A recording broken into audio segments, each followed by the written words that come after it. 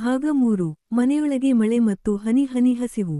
ಹೊರಗೆ ಮಳೆ ಹನಿಗಳು ಮಣ್ಣಿನ ಮೇಲೆ ಬಿದ್ದು ಒಂದು ಹಿತವಾದ ಮಣ್ಣಿನ ವಾಸನೆ ಬರುತ್ತಿದ್ದರೆ, ಮನೆಯ ಒಳಗಡೆ ಸುಜಾತಾ ಮತ್ತು ರಾಮು ಚಿಕ್ಕಪ್ಪನ ನಡುವಿನ ಮೌನ ಮಾತ್ರ ತುಂಬಾ ರೋಚಕವಾಗಿತ್ತು.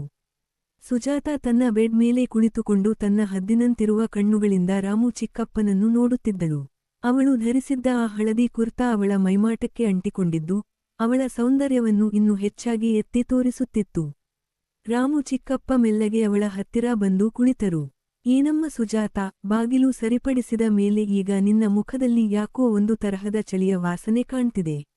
ಈ ಮಳೆಗಾಲದಲ್ಲಿ ಒಬ್ಬಳೇ ಇರೋದು ಕಷ್ಟ ಅನ್ಸುತ್ತೆ ಅಲ್ವಾ ಅಂದರು ಚಿಕ್ಕಪ್ಪ ಪಕ್ಕಾ ನಾಟಿ ಸ್ಟೈಲ್ನಲ್ಲಿ. ಸುಜಾತಾ ಲಘುವಾಗಿ ನಗುತ್ತಾ, ಚಿಕ್ಕಪ್ಪ, ಬರೀ ಚಳಿ ಅಷ್ಟೇ ಅಲ್ಲ, ನನ್ನ ಈ ಇಂಜಿನ್ ಒಳಗಡೆ ಯಾಕೋ ತುಂಬಾ ಶಕೆಯಾಗ್ತಿದೆ. ಹೊರಗೆ ಮಳೆ ಬರ್ತಿದ್ರೂ ಒಳಗಡೆ ಮಾತ್ರ ಬೆಂಕಿ ಹತ್ತಿಕೊಂಡ ಹಾಗೆ ಅನ್ನಿಸ್ತಿದೆ ಅಂದಳು ತನ್ನ ಕೂದಲನ್ನು ಸರಿಪಡಿಸಿಕೊಳ್ಳುತ್ತಾ. ರಾಮು ಚಿಕ್ಕಪ್ಪ ಅವಳ ಕೈಯನ್ನು ಮೆಲ್ಲಗೆ ಹಿಡಿದು, ಹಾಗಾದ್ರೆ ಈ ಬೆಂಕಿಯನ್ನು ಆರಿಸೋಕೆ ನನ್ನ ಹತ್ತಿರ ಒಂದು ಹಳೆಯ ಪಂಪ್ಸೆಟ್ ಇದೆ. ಅದು ಸ್ವಲ್ಪ ಹಳೆಯದಾದ್ರೂ ಪವರ್ ಮಾತ್ರ ಇನ್ನೂ ಲೇಟೆಸ್ಟ್ ಆಗಿದೆ. ಒಮ್ಮೆ ನಿನ್ನ ಈ ತೋಟಕ್ಕೆ ಆ ನೀರು ಹರಿಸಿದ್ರೆ ನಿನ್ನ ಈ ಹಸಿವು ಪೂರ್ತಿ ತಣ್ಣಗಾಗುತ್ತೆ ಅಂದರು ಡಬಲ್ ಮೀನಿಂಗ್ನಲ್ಲಿ. ಸುಜಾತಾ ಅವರ ಕಣ್ಣಲ್ಲಿ ಕಣ್ಣಿಟ್ಟು, ನಿಮ್ಮ ಆ ಪಂಪ್ಸೆಟ್ ಬಗ್ಗೆ ತುಂಬಾ ಕೇಳಿದ್ದೀನಿ ಚಿಕ್ಕಪ್ಪ, ಆದ್ರೆ ಅದಕ್ಕೆ ಪವರ್ ಜಾಸ್ತಿ ಬೇಕು ಅನ್ಸುತ್ತೆ. ನನ್ನ ಈ ಸಣ್ಣ ಕೆರೆಗೆ ನಿಮ್ಮ ಆ ದಪ್ಪನೆಯ ಪೈಪ್ ಸೆಟ್ ಆಗುತ್ತಾ ಅಂತ ಸವಾಲು ಹಾಕಿದಳು. ಮಳೆ ಜೋರಾಗುತ್ತಿದ್ದಂತೆ ಮನೆಯ ಒಳಗಿನ ವಾತಾವರಣ ಇನ್ನೂ ಹಸಿಬಿಸಿಯಾಯಿತು. ರಾಮು ಚಿಕ್ಕಪ್ಪ ಅವಳನ್ನು ಹತ್ತಿರಕ್ಕೆ ಎಳೆದುಕೊಂಡು ಅವಳ ಕೆನ್ನೆಯನ್ನು ಸವರಿದರು. ಸುಜಾತಾ, ನಿನ್ನ ಈ ಮಾತುಗಳೇ ನನ್ನ ಇಂಜಿನ್ಗೆ ಪೆಟ್ರೋಲ್ ಹಾಕಿದ ಹಾಗೆ ಮಾಡ್ತಿದೆ. ಇವತ್ತು ಯಾರು ಬಂದರೂ ಪರವಾಗಿಲ್ಲ, ನಿನ್ನ ಈ ಬಿಗಿಯಾದ ಸಿಸ್ಟಮ್ಗೆ ಪೂರ್ತಿ ಸರ್ವಿಸಿಂಗ್ ಮಾಡದೆ ನಾನು ಬಿಡಲ್ಲ ಅಂದರು.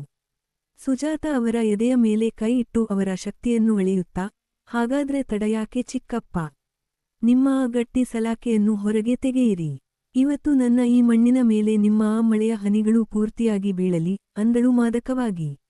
ರಾಮು ಚಿಕ್ಕಪ್ಪ ಅವಳ ಕುರ್ತಾದ ಗುಂಡಿಗಳನ್ನು ಮೆಲ್ಲಗೆ ಸಡಿಲಗೊಳಿಸುತ್ತಾ, ಇವತ್ತು ನಿನ್ನ ಈ ಸರ್ವರ್ಗೆ ಯಾವ ವೈರಸ್ ಬಂದರೂ ತಡೆಯೋಕೆ ನನ್ನ ಹತ್ತಿರ ಆಂಟಿವೈರಸ್ ರೆಡಿಯಾಗಿದೆ. ಬರೀ ಒಂದು ಹನಿ ಅಲ್ಲ ಸುಜಾತಾ, ಇಡೀ ರಾತ್ರಿ ನಿನ್ನ ಮೇಲೆ ಮಳೆ ಸುರಿಸ್ತೀನಿ ಅಂದರು. ಸುಜಾತಾ ಕಣ್ಣು ಮುಚ್ಚಿ ಆ ಸುಖವನ್ನು ಅನುಭವಿಸುತ್ತಾ, ಚಿಕ್ಕಪ್ಪ, ನಿನ್ನ ಈ ಕೈಚಳಕಕ್ಕೆ ನನ್ನ ಇಡೀ ದೇಹ ಅಲುಗಾಡ್ತಿದೆ. ಈ ಸುಖ ಪೇಟೆಯ ಸಾಫ್ಟ್ವೇರ್ನಲ್ಲೂ ಸಿಗಲ್ಲ ಅಂತ ಗುಣುಗಿದಳು. ಮಧ್ಯಾಹ್ನದ ಆ ಬಿಸಿಲು ಮಳೆಯಲ್ಲಿ ಇಬ್ಬರ ನಡುವಿನ ಆಟ ಇನ್ನೂ ಗಂಭೀರವಾಯಿತು. ರಾಮು ಚಿಕ್ಕಪ್ಪನ ಪ್ರತಿಯೊಂದು ಸ್ಪರ್ಶವೂ ಸುಜಾತಾಳಿಗೆ ಹೊಸ ಲೋಕವನ್ನು ತೋರಿಸುತ್ತಿತ್ತು. ಚಿಕ್ಕಪ್ಪ, ಇವತ್ತು ನನ್ನ ಈ ಇಂಜಿನ್ ಪೂರ್ತಿ ಲೂಸ್ ಆಗೋ ತನಕ ಬಿಡಬೇಡಿ ಅಂದಳು ಸುಜಾತಾ. ಅದಕ್ಕೆ ರಾಮು ಚಿಕ್ಕಪ್ಪ ನಗುತ್ತಾ, ಲೂಸ್ ಅಷ್ಟೇ ಅಲ್ಲ ಸುಜಾತಾ, ನಿನ್ನ ಈ ಮಿಷನ್ ಇನ್ನು ಮುಂದೆ ನನ್ನ ಹೆಸರಲ್ಲೇ ಓಡಬೇಕು, ಹಾಗೆ ರೆಡಿ ಮಾಡ್ತೀನಿ ಅಂದರು. ಹೀಗೆ ಇಬ್ಬರ ನಡುವಿನ ಮಾತುಕತೆ ಮತ್ತು ಆ ಹಸಿಬಿಸಿ ಆಟ ಸುಮಾರು ಹೊತ್ತು ನಡೆಯಿತು. ರಾಮು ಚಿಕ್ಕಪ್ಪನ ಪವರ್ ಮತ್ತು ಸುಜಾತಾಳ ಆ ನಾಟಿ ಹಸಿವು ಒಂದಕ್ಕೊಂದು ಬೆರೆತು ಮನೆಯಲ್ಲೊಂದು ಹೊಸ ಇತಿಹಾಸ ಸೃಷ್ಟಿಸಿತು. ಮಳೆ ನಿಂತ ಮೇಲೂ ಇವರ ಈ ಇಂಜಿನ್ ಸರ್ವಿಸಿಂಗ್ ಮಾತ್ರ ನಿಲ್ಲಲಿಲ್ಲ.